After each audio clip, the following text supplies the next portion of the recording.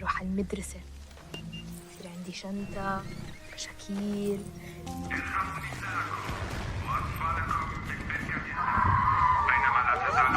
You promise me, please. Please, don't do it. They're just children. They are not fighters. Please. You promise me, no.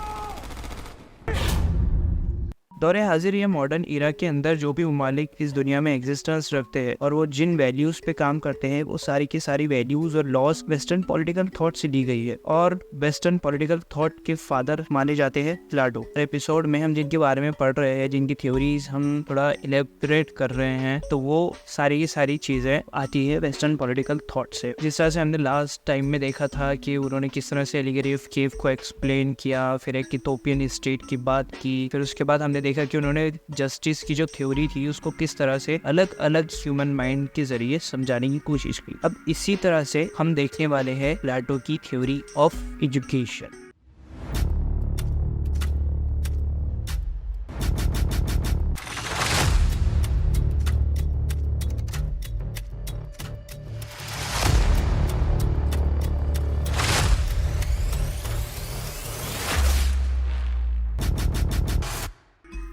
Last episode में हमने देखा था कि किस तरह से प्लाटो ने 4 कैरेक्टर के अंदर ह्यूमन माइंड को डिवाइड करके जस्टिस को समझाने की कोशिश की थी। अगर किसी स्टेट और किसी इंस्टीट्यूशन के ऊपर अगर इंसाफ और जस्टिस को इम्प्लीमेंट किया जाता है तो वहाँ पर उस टाइप की एजुकेशन भी प्रोवाइड की जाती है कि लोगों को उसकी वैल्यू हो कि इंसाफ और जस्टिस किस चिड़िया का नाम है। उन्होंने स्पार्टा के साथ अपने एथेंस के एजुकेशन सिस्टम को कंपेयर किया। उन्होंने देखा कि एथेंस के अंदर सिर्फ फिलोसॉफी के ऊपर ध्यान दिया जा रहा है और कोई फिजिकल ट्रेनिंग दी है। हालांकि स्पार्टा के अंदर फिजिकल ट्रेनिंग के साथ साथ फिलोसॉफी की भी ट्रेनिंग दी जा रही है। और अगर सेकंड स्टेज पे देखें तो एथेंस के अंदर प्राइवेट एजुकेशन है। जिस तरह से आज हमारे यहाँ बहुत सारे प्राइवेट इंस्टीट्यूशन एजुकेशन प्रोवाइड करते हैं, उसी तरह से एथेंस के अंदर प्राइवेट एजुकेशन सिस्टम था और स्पार्टा के अंदर स्टेट की तरफ से, गवर्नमेंट की तरफ से पूरी एजुकेशन स्पॉन्सर थी, फ्री थी। हाफ ऑफ द पॉपुलेशन मतलब कि सारी की सारी वुमेन नेग्लेक्ट की गई थी एथेंस के अंदर एजुकेशन से। उनको राइट नहीं था एथेंस के अंदर कि वो एजुकेशन हासिल कर सके और स्पार्टा के अंदर वुमेन्स को भी राइट था कि वो एजुकेशन हासिल कर सके। इसी वजह से स्पार्टा इतनी मजबूत स्टेट, इतनी ताकतवर स्टेट बन सका और एथेंस के ऊपर इन्वेड किया और एथेंस की टेरिटरीज को अपने अंडर ले लिया। Article 26 of 1948 universal declaration of human rights of United Nations ने यही आइडिया प्लाटो को अडॉप्ट किया कि एजुकेशन फॉर ऑल होनी चाहिए। एजुकेशन ना सिर्फ इंसान को मालूमात फराहम करने का जरिया है बल्कि इंसान को आज़ादी की तरफ, फ्रीडम की तरफ ले जाने का जरिया है, अपनी जिंदगी में बहुत सारी अपॉर्चुनिटीज दिलाने का जरिया है। यूनाइटेड नेशन के हिस्टोरिकल बैकग्राउंड अगर देखा जाए तो वर्ल्ड वॉर सेकंड के बाद बहुत सारे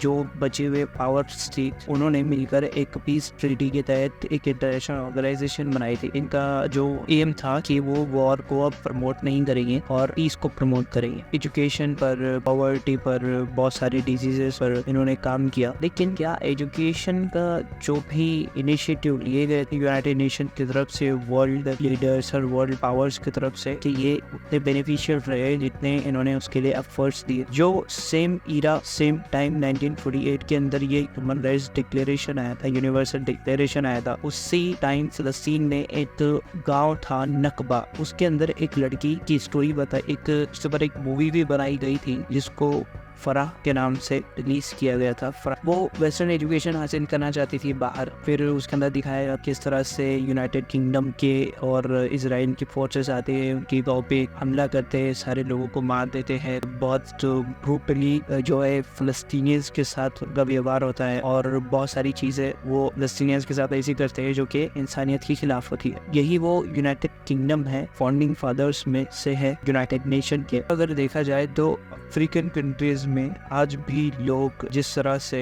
जिंदगी गुजार रहे हैं, कोई एम्प्लॉयमेंट नहीं है, कोई इंस्टीट्यूशन नहीं है जो जॉब प्रोवाइड करे, जो एजुकेशन प्रोवाइड करे। बच्चे एजुकेशन से बहुत ज़्यादा दूर है। और अगर हम देखें ये जो कंट्रीज है, China, France, United kingdom, USA और रशिया, अगर इनके डिफेंस के हम सिर्फ डेटा देखें तो ये बिलियंस और 100 बिलियंस ऑफ डॉलर्स जो है खर्च करते हैं अपने डिफेंस पर। एक डेटा के हिसाब से देखा जाए तो अंदर पूरी दुनिया से करीबी खत्म हो सकती है, जो कि दुनिया में बहुत सारे इंसानियत के खिलाफ जो भी चीज़ें होती है उसका इशू बनता है। लोग भूखे मर रहे हैं, स्टार्विंग हो रहा है लोगों को, फिर उससे वो मर रहे हैं, फिर प्रॉपर एजुकेशन ही नहीं मिल पा रहा है, एम्प्लॉयमेंट ही नहीं मिल पा रही है, डेवलपमेंट ही नहीं हो रहा है। क्योंकि जब यूनाइटेड नेशन की स्थापना हुई थी, यूनाइटेड नेशन बना था या फिर उससे रिलेटेड जो भी ऑर्गेनाइजेशन है वो बने हैं, तो वो सिर्फ ह्यूमैनिटी को प्रमोट करते हैं, इंसानियत को प्रमोट करते हैं। लेकिन बहुत सारे इंसान अभी भी है जो ये सारी चीज़ों से महरूम है। बहुत सारे इंसान अभी भी अपने लिए बहुत सारी चीज़ों के लिए, एजुकेशन के लिए, अच्छी लाइफ के लिए, जिंदगी के लिए, अपनी कंट्री के लिए नहीं लीगल बहुत लड़ रहे हैं। इसी तरह से आज भी लाखों बच्चे मारे जा रहे हैं सिर्फ भूख से, लाखों बच्चे महरूम हुए सिर्फ तालीम से, लाखों बच्चे और लाखों लोग ने हर बार से उनको निकाल दिया गया है और वो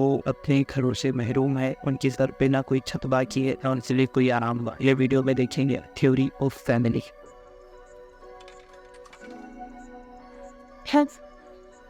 Avete pas des casora? Avete a